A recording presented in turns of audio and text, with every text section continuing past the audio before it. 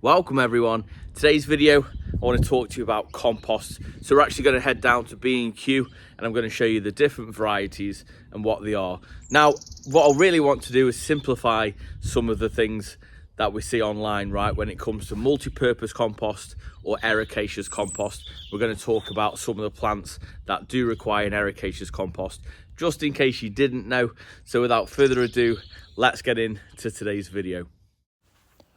So the main ones you'll see in garden centres are what we call multi-purpose compost, and they are exactly what they say on the tin. They're a multi-use peat-free based soil that you can use for your pots or you can dig into your garden.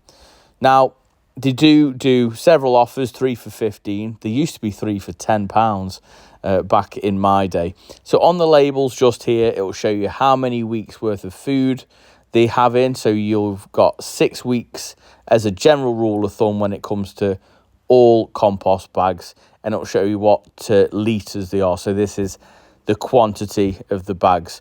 Again, just here you can see it's got 6 weeks worth of food. Now it always says there's 4 to 6 weeks. To be honest, it's more like 4 weeks. I start feeding after just 1 month. So this Jack's ones is a slightly better make, but you obviously pay for it. It's slightly more expensive, and I do believe this is a peat-free soil as well, so it's much better for the environment. Now John Innes, or should I say multi-purpose mix of a John Innes. Now this is more designed for your seed sowings, so they're more free drain, meaning younger plants will do better. Now this enriched multi-purpose compost just means it's a slightly more deluxe edition, so they've got a few more nutrients in and it's a better blend. Moving on to what we call ericaceous compost. Now I will go through a list of quite a few plants that do require an ericaceous soil. Now what that means is this is a lime-free soil, meaning the plant requires, or what we call an acidic loving plant. So we have camellias, magnolias and heathers, and that is just to name a few.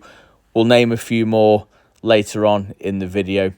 And we have what's called grow bags. So a lot of people buy these and they'll put sort of 3 tomatoes in. You can see on the actual packaging that you've got like little holes that you just simply cut out.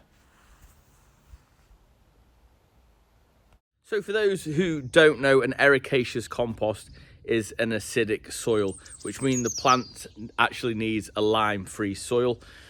So it's basically a play on the pHs. Now, some of the plants that do require an ericaceous compost, so one is a camellia. Now, camellia flowers very early spring. It's very popular. You'll see it a lot this time of year. Another one is a magnolia. Some people may not know that a magnolia does require an ericaceous compost. It doesn't matter on what the variety of the magnolia is. It does require an ericaceous compost. So Acer palmatum, also known as the Japanese maple.